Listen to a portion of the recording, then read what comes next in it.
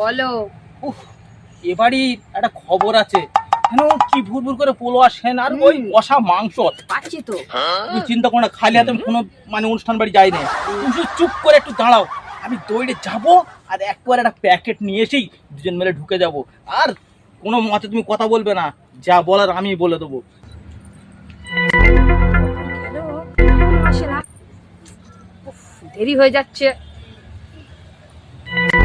আমি তো গন্ধে আর থাকতে পারছি না, দুটো খাবো। কখন আসবে?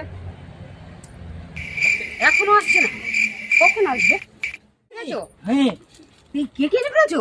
আর বলো কেন, তুমি তোমার বলে আনতে পারলে না, সারা জীবন একটা ঠিকঠাক মালই আনতে পারলে না। কেক এটা আমি আনতে দেখো। ওই একটা 5 টাকার ক্যাডবেরি ভালো করে প্যাকেট করে, মানে 5 টাকার ক্যাডবেরি আর ওই 7 টাকার আর কি মিষ্টি প্যাকেটটা নিল।